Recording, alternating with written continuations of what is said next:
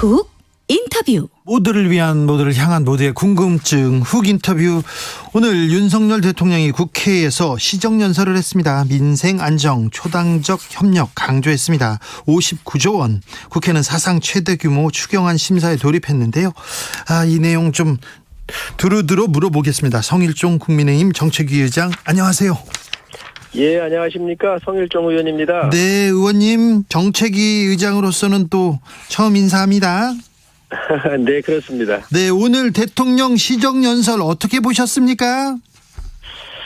오늘 취임하시고 곧바로 국회로 오신 거지요. 네. 그러셔서 오늘 시정연설을 하셨고요. 네. 오늘 주로 하신 내용은 늘 약자와의 동행을 윤석열 대통령께서 그동안 말씀을 하셨습니다. 그래서 특히 코로나로 인해 가지고 피해를 본 이 피해 계층에 대한 지원을 대선 때부터 말씀을 하시지 않았습니까? 네. 그래서 요 한 파트가 있고요. 두 번째로는 연금 개혁이나 노동 개혁, 교육 개혁이 대한민국 앞으로 큰 미래의 그림을 그리는데 중요하기 때문에 이 부분을 말씀하셨고요. 또 특이한 것은 북한이 지금 현재 코로나19 상황이 상당히 심각합니다. 그래서 이 부분에 지원을 아끼지 않겠다라고는 말씀을 하셨습니다. 네. 네.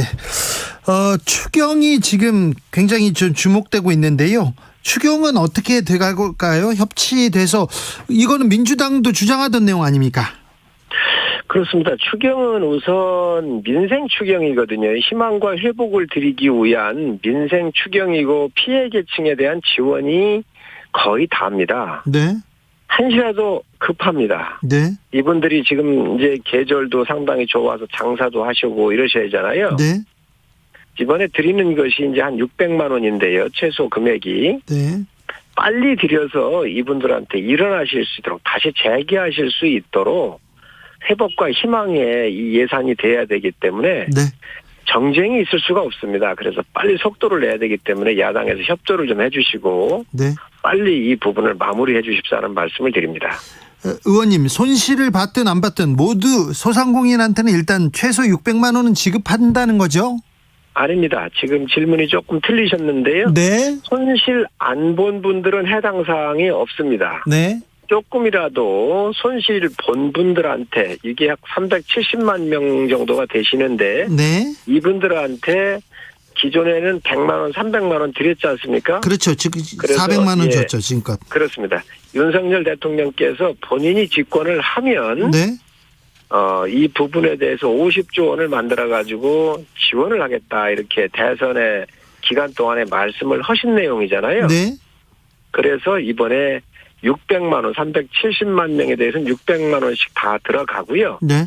여기에 이제 플러스가 있습니다. 뭐가 있냐면 매출액의 40% 이상 예. 이렇게 급감한 그 기업들 그리고 이제 집합 금지 업종에 해당하는 이런 분들한테는 플러스 알파인데 네.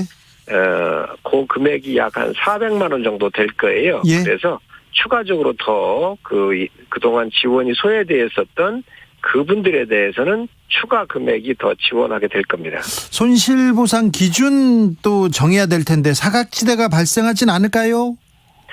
그렇습니다. 사각지대에 있는 계신 분들에 대한 지원도 이번에 다 많이 넣었습니다. 그래서 그 보험 모집하시는 분들이 돌아다니실 수가 없으셨기 때문에 네. 이런 분들도 방과후 선생님들 예. 그리고 노선버스라든지 법인 택시 같은 경우에도 사각지대에 계신 분들한테도 지원 금액을 넣었다는 말씀을 드립니다. 알겠습니다. 국가 재정 부담되지 않을까 이렇게 걱정하는 사람들도 있습니다. 그런데요, 기재부에서 민주당이 말할 때는 예산 없다 하다가 갑자기 예산이 나타났다. 이거 초과세수 과대 추계된 거 아니냐 이렇게 얘기하는데 이 부분은 어떻게 보십니까? 박홍구 원내대표께서 국가의 근간을 흔들 일이다 그러면서 여러 가지 아주 세게 얘기를 하셨더라고요. 네. 근데 민주당이 이런 이야기를 하면 굉장히 불리할 텐데요. 왜 그러냐면 네. 이 문제가 간단한 문제인데 작년도에 추계한 세수도 61조가 넘게 더 추계했던 것보다 더 많이 들어왔습니다. 네. 그렇죠. 초과 세수가 61조 원 정도 됐죠. 그렇습니다. 네. 작년도에도 61조가 넘게 61조 3천억인가 더 들어왔어요. 민주당 정부가 추계를 잘못했던 거예요. 그래요. 저희가 정부를 인수한 지가 5월 10일이고 네. 지금 6일밖에 더 지났습니까? 홍남기 부총리 체제 하에서 올해 추계도 민주당 정부가 잡아놨던 겁니다. 예. 그러면 본인들이 잘못한 거지요. 아, 민주당 잘못입니까? 그렇습니다. 53조가 더 들어오거든요. 기재부 관료들이 숨겨놓고 우리 돈 없다 하다가 지금 국민의힘한테 이렇게 내놓은 게 아니고요. 그러면 그건 있을 수가 없지요. 왜냐하면 대선을 해서 어느 쪽이 정권을 잡을지 모르잖아요. 예. 그런데 그걸 숨겨놓을 리가 있겠습니까? 또 작년도는 61조가 더 잉여금이 발생을 했는데 초과 세수가 들어왔는데 예.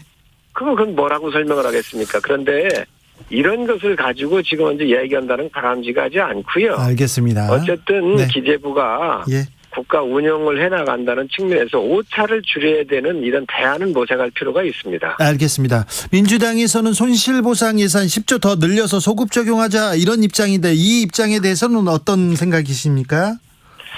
무조건 늘리고 하는 문제가 아니고요. 지금 현재 저희가 약 한 9조 정도가 남습니다. 네. 올해 예산을 어떻게 했냐면 지출 구조 조정을 통해서 한 7조 원 정도를 저희가 이제 나가는 돈에서 아껴가지고 7조 원을 마련했고요. 네. 또 기금 쪽에서 한 8조 했고 올해 초과 세수가 늘어나는 부분에 대해서 저희가 쓰고 하니까 한 9조 정도가 더 남습니다. 그래서 그 9조는 국가 부채가 1,000조가 넘었기 때문에 그 상환을 하면 네. 지금 50.4%인가 이렇게 되는데 이게 49.6% 정도로 떨어지거든요. 네. 그래서 이제 국가 부채를 상환하는 거로 했는데 10조 약 한 9조 정도의 여유가 있으니까 이것을 다 써야 되겠다 하는 것은 꼭 필요한 것이 있으면 여야가 합의해서 일정 부분 더 쓸 수도 있겠으나 네. 기본적 방향에서 예. 지금 다음 세대에 부담을 주는 이러한 부채를 줄이는 쪽이 저는 방향적으로 맞다고 봅니다. 알겠습니다. 무슨 내용인지 제가 귀에 쏙쏙 들어옵니다. 자, 그런데 대규모 추경 이후에 물가는 괜찮을까요? 물가가 지금 계속해서 오른다 이런 뉴스가 나와서 걱정하는 분들이 많습니다. 그렇습니다. 지금 현재 전 세계적으로 이 유동성이 과잉이 된 부분이 있고요. 그리고 또 우크라이나 사태를 통해서 곡물 가격을 비롯해서 원유 가격 모든 게 폭등하고 있기 때문에 네. 지금 이 스태그플레이션이 상당히 우려가 되지요. 네. 돈이 많이 풀리면 그 부분이 있는데 그런데 그 문제보다도 정부의 정책에 협조해가지고 생계가 곤란하고 장사가 안 된 이 힘들어하는 중소 소상공인들이 있기 때문에 이분들에 대한 희망과 회복의 기회를 드리는 것이 국가로서는 더 중요한 일이고요. 네. 이 부분은 여야가 대선 기간에 다 합치했던 내용들입니다. 그렇기 때문에 물가의 일정 부분 우려도 있지만 네. 이분들에 대한 지원이 더 우선시 돼야 된다고 생각을 합니다. 알겠습니다. 선거 전에 지급 가능할 것으로 보이죠? 그렇습니다. 여야가 빨리 지금 합의를 했기 때문에요. 네. 이제 상임위에서 이 추경에 대한 상임위별로 네. 심사가 이루어지고 또 예결위에서 심사가 19, 20일 정도에 이루어지게 될 겁니다. 네. 그러면 이제 개수 조정 끝나고 해서 빨리 해야 될 텐데 우리 국민들한테는 하루가 급합니다. 알겠습니다. 네. 국민의힘 쪽에서는 좀 선거에도 도움이 되겠다 이런 얘기도 나올 것 같아요. 이제 그런 부분을 얘기하시는데 민주당은 뭐 선거 있을 때마다 이거 다 하지 않았습니까? 이번 추경은 선거하고는 관련이 없습니다. 네. 왜 그러냐면 네. 대선 기간에 바로 선거가 끝나고 제가 당선이 되면 바로 주겠다고. 집권하자마자 네. 이거를 드리겠습니다 했거든요. 예. 그때는 집권할지 안 할지도 모른 거고 예. 이 부분에서는 여야가 다 함께 이해했던 부분 아닌가요? 그렇기 때문에 네. 이게 이제 여야가 바뀌었다 그래서 선거에 악용하려고 하는 거 아니냐 이렇게 공격하는 것은 전 적정하지 않다고 생각합니다. 알겠습니다. 의원님한테 또 다른 내용도 조금 물어보겠습니다. 자랑스러운 5.18 광주인상 수상하셨어요? 네, 12일에 네. 5.18 그 단체들로부터 네. 5.18 어워드를 받았습니다. 네. 5.18 광주를 위해서 많은 노력을 다했다고 이렇게 광주 시민들도 의원님 칭찬하던데 이번 5.18 행사는 윤석열 정부의 5.18 행사는 좀 다를까요? 네, 그 윤석열 대통령께서 가장 큰 중점이 국민 대통합이지 않습니까? 네. 그래서 아마 이번 5.18 또 취임하시자마자 가장 공식적인 행사가 5.18 행사가 될 텐데요. 그러겠네요. 민주주의를 수호하기 위해서 군부 독재로부터 싸웠었던 이 광주 항쟁의 민주주의를 위한 헌신과 이 희생은 우리 국민 모두에게 오늘날 자유로운 공기를 마실 수 있도록 해준 토양입니다. 네. 또 우리의 자산입니다. 그래서 대통령께서 대통합을 위해서 큰 그림을 그리신 걸로 알고 있고 또 이런 거에 대해서는 적극적으로 나서실 것으로 기대합니다. 아, 그렇습니까? 이번에 뭐 의원들도 다 같이 가자, 이 장관들도 다 같이 가자 이렇게 얘기했다는데 당내에서는 뭐라고 합니까? 그렇습니다. 아주 좋은 일이지요. 그렇습니다. 아주 전 긍정적인 일이고 오늘 네. 또 광주 민주화 운동에 대한 이 단체들이 3개 법정 단체가 있거든요. 예. 또 기념 재단이 있고요. 예. 이분들을 다 역사상 처음으로 국회에 모셔서 원내대표, 정책위장 그리고 보훈처장이 나왔습니다. 네. 그리고 청와대의 시민사회 수석도 나와서 우리 5.18 단체들이 입법적으로나 아니면 또 제도적으로 필요한 것들을 다 요구를 하셨습니다. 그래서 저희가 검토해서 예. 앞으로 5.18 정신이 우리 국민들한테 수강받고 또 대한민국의 위대한 정신이 될 수 있도록 함께하자 이런 간담회를 열었습니다. 아, 그렇군요. 임을 위한 행진곡도 같이 부르겠다고 얘기하고 그러는데 국민의힘 전에 있었던 좀 약간 좀 불미스러운 일도 있고 막말도 있었는데 전과 좀 다르군요. 5.18에 대해서 대한 인식이. 아니 그러면요. 예, 당연히 뭐 바뀌어야 되는 부분이고요. 네. 임을 위한 행진곡 같은 경우는 뭐 논의할 필요가 없는 사항이라고 저는 생각합니다. 아, 그렇죠. 다 뭐 민중들이 다 국민들이 다 같이 불렀던 노래인데, 그죠? 예. 근데 이 노래를 못 부르게 하는 것 자체가 조금 좀 말이 안 됐어요. 그렇습니다. 예. 네. 아무튼 이제 그러한 허들들이 네.